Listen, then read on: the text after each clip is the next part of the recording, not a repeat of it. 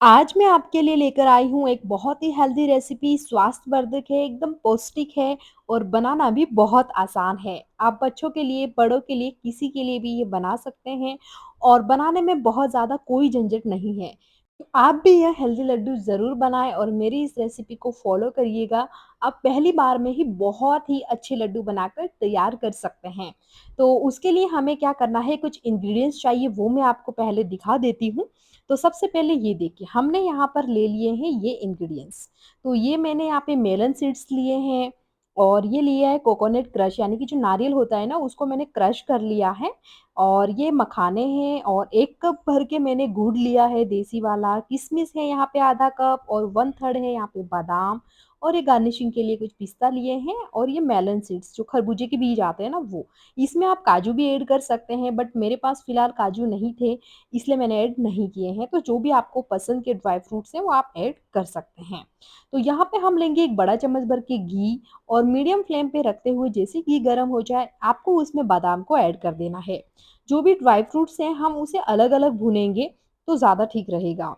तो आपको क्या करना है, यहाँ पे अगर काजू है तो आप बादाम के साथ में ऐड कर सकते हैं। तो मेरे पास यहाँ पर सिर्फ़ बादाम थी तो मैंने बादाम ही ली है। हल्की-सी रोस्ट होने के बाद इसे आप निकाल लीजिए, किसी भी एक थाली में निकाल लीजिएगा एंड इसके बाद हम क्या करेंगे, इसी घी में हम दूसरी चीज़ को फ्राई करेंगे। तो यहाँ पे अगर काजू बादाम है तो दोनों साथ में आप कर सकते हैं एंड सेकंड हमें सबसे पहले जो करना है वो है, यहाँ पे जो बादाम हम निकाल के पहले तो इसे साइड में रख देते हैं। अब जो मखाने लिए थे उसे हमें यहाँ पे रोस्ट करना है। मखाने मैंने अंदाज़ से लिए थे, मतलब ऐसा कोई मेज़रमेंट फिक्स नहीं था क्योंकि इसका ऐसा कोई ज़्यादा वो नहीं होता है, आप ले सकते हैं बट ऐसे भी नहीं कि बहुत ज़्यादा, बट एक नॉर्मल क्वांटिटी जो हमने नारियल का क्रश वग़ैरह लिया है उसके हिसाब से तो करीबन 1.5 कप होंगे ये। तो यहाँ पे क्या है, जो भी घी था ना ये इसमें पूरा अब्ज़ॉर्ब हो गया है, मतलब घी पी लेते हैं ये काफ़ी। तो कोई बात नहीं, आप एकदम लो फ्लेम पे इसे रोस्ट कीजिए ताकि हम जब इसे ग्राइंड करेंगे ना तो ईज़िली ग्राइंड हो जाए। तो ये भी हम निकाल लेते हैं उसी थाली में जो जिसमें हमने बादाम निकाली थी एंड दूसरा थोड़ा-सा और घी हम ऐड करेंगे और इसमें ऐड करेंगे किशमिश। किशमिश को हमें यहाँ पे हल्का-सा रोस्ट करना है, जैसे ही आप गरम घी में ऐड करोगे तो ये ऐसे बलून जितने मतलब ऐसे बड़े होने लग जाएँगे, फूलने लग जाएँगे। तो आप इस तरह से चलाते रहिए और लो फ्लेम पे कीजिए, अदरवाइज़ फटाफट से थोड़ा मतलब जल जाते हैं ये। तो आप इस पे ध्यान देके फटाफट से इसे निकाल लीजिएगा। इसे आपको अलग प्लेट में निकालना है या किसी बाउल में निकालना है, बादाम और मखाने के अलावा।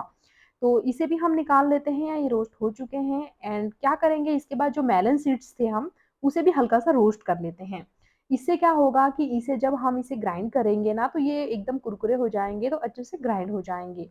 तो इसे भी हम वही बादाम के साथ में निकाल सकते हैं क्योंकि इन सारी चीज़ों को हम एक साथ ग्राइंड कर सकते हैं। तो इसे भी उसी थाली में हम निकाल लेते हैं एंड मेन जो इम्पोर्टेंट है वो है अब नारियल। तो थोड़ा-सा और घी डालेंगे, मतलब आपने शुरू में बहुत ज़्यादा डाला है क्योंकि जब मखाने पकाते हैं ना तो पूरा घी उसमें अब्ज़ॉर्ब हो जाता है। तो या तो आप मखाने लास्ट में पका सकते हैं, नारियल वगैरह में भी अब्ज़ॉर्ब हो जाता है, तो थोड़ा-थोड़ा डालते जाइए और पकाते जाइए। तो जो नारियल का बुरादा लिया था उसे भी लो फ्लेम पे, हमारी कढ़ाई गरम है उसी में हमें भूनना है, एकदम रेड नहीं होने देना है एंड इसे भी हमें अलग से एक प्लेट में निकाल लेना है। तो इन चीज़ों को सेपरेट कर लिया है, ये देख सकते हैं बादाम, मखाने और मेलन सीड्स को साथ में लिया है। इसमें अगर काजू वगैरह आप चाहें तो ऐड करके इन सारी चीज़ों को साथ में ग्राइंड कर सकते हैं। तो यहाँ पे हम एक बड़े से जो मतलब मिक्सर जार होता है ना जिसमें इन सारी चीज़ों को ग्राइंड करते हैं उसमें हम ट्रांसफ़र कर लेंगे। हल्का-सा ठंडा हो चुका है ये, तो चलिए मैं आपको ग्राइंड करके दिखा देती हूँ। ये बिल्कुल दरदरा सा बनाना है, बहुत ज़्यादा नहीं चलाना है आपको मिक्सर को, ये देख सकते हैं आप कुछ दानेदार। कुछ बादाम बहुत ही ज़्यादा अगर बड़ी रह गई है तो उन्हें वापस से कूट लें या फिर आप डाल के पीस सकते हैं। अब ये जो यहाँ पे मैंने किशमिश लिए थे वो हम इसमें ऐड कर देंगे। जो भुना हुआ नारियल का बुरादा रखा था हमने वो भी हम यहाँ पे इस पोजीशन पे, एक बड़ी-सी थाली ले लीजिए उसमें ऐड कर लीजिए आप। और यहाँ पे चाहें तो हाथ से या फिर चम्मच से, मुझे वीडियो रिकॉर्ड खुद ही करना था इसलिए मैंने चम्मच का इस्तेमाल किया क्योंकि बार-बार हाथ पर घी लगता है, फिर हाथ धोना होता है एंड बहुत सारी प्रॉब्लम होती है जब हम सिंगल ही रिकॉर्ड करते हैं।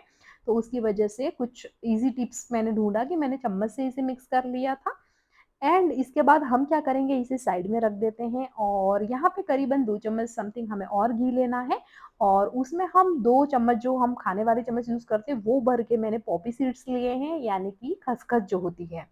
जैसे ही खसखस डालेंगे उसी के साथ में हमें गुड़ भी ऐड कर देना है, जो 1 बड़ा कप भर के लिया था और अच्छे से बड़ा कप को फुल भर के आप ले लीजिए, उतना सफिशिएंट है इतनी क्वांटिटी में। वो बहुत ज़्यादा मीठा भी नहीं होगा और एकदम आपको फीका भी नहीं लगेगा। तो मीडियम फ्लेम पे रखें और घी के साथ इस गुड़ को अच्छे से मेल्ट होने दीजिए। तो यहाँ पे गुड़ को आप चाहें तो अच्छे से क्रश कर सकते हैं, मैंने थोड़े बड़े-बड़े लिए थे इसलिए ये ज़्यादा मतलब वो नहीं बट पिघल जाता है, कोई बहुत दिक्कत नहीं आती है, तो एकदम लो फ्लेम पे आप पकाएँ, तो ये पूरा गुड़ पिघल जाएगा। तो यहाँ पर आपको एक चीज़ ध्यान रखनी है कि गैस का फ्लेम हाई बिल्कुल नहीं रखना, अदरवाइज़ ये क्या कड़क भी हो जाता है कभी-कभी, तो आपको बस सिर्फ़ मेल्ट होने का वेट करना, बाकी कोई बहुत ज़्यादा पकाना नहीं है।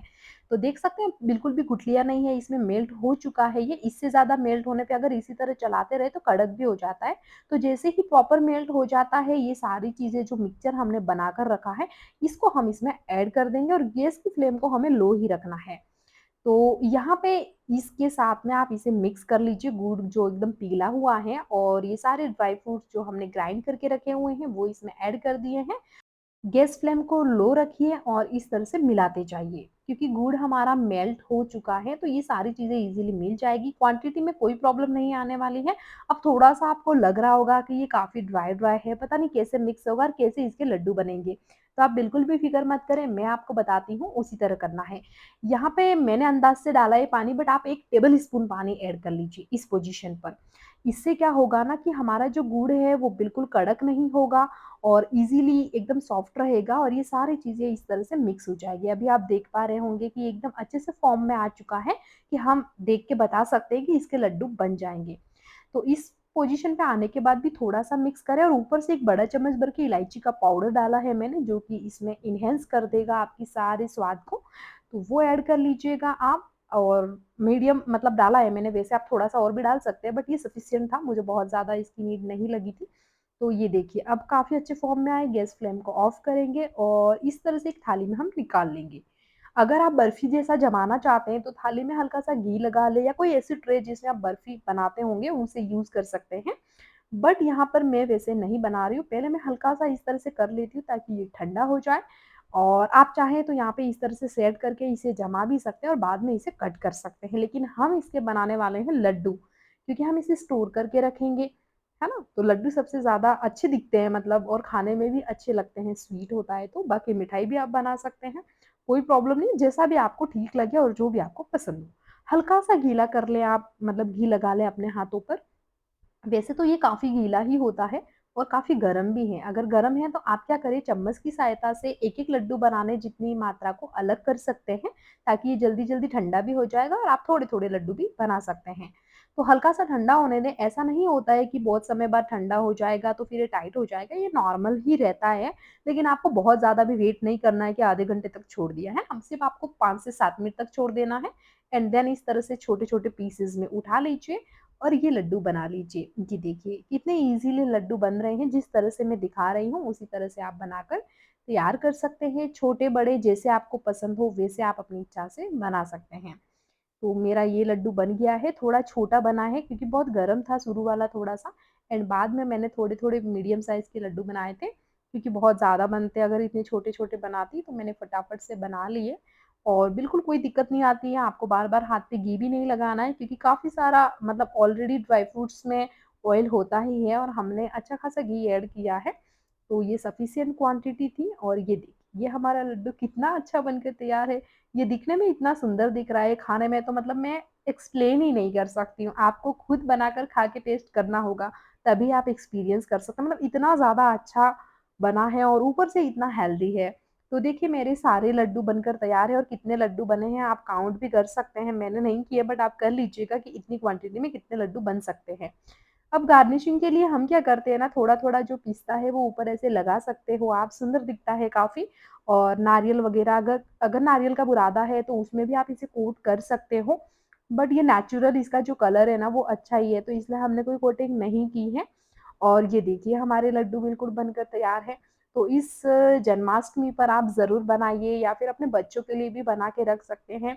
और हमने इसमें गुड़ का इस्तेमाल किया है, चीनी का इस्तेमाल नहीं किया है।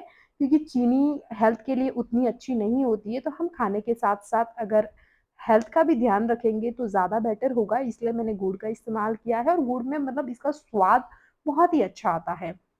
मैं आपको यहाँ पे 5 मिनट बनाने के बाद ये तोड़ के भी दिखा देती हूँ, देखिए बहुत ही ज़्यादा स्वादिष्ट है और बहुत ही ज़्यादा अच्छा है। अगर आप कान्हा जी को खिलाएँगे ना, तो बिल्कुल खुश हो जाएँगे और पूरे-पूरे दोनों-दोनों हाथों से भरकर आपको आशीर्वाद देंगे। तो इस बार आप ज़रूर से ट्राई कीजिएगा, बहुत ही अच्छी रेसिपी है और अगर आपको पसंद आई हो तो आप इसे प्लीज़ लाइक कीजिएगा। अगर चैनल पे नए हैं तो चैनल को सब्सक्राइब कीजिएगा। धन्यवाद।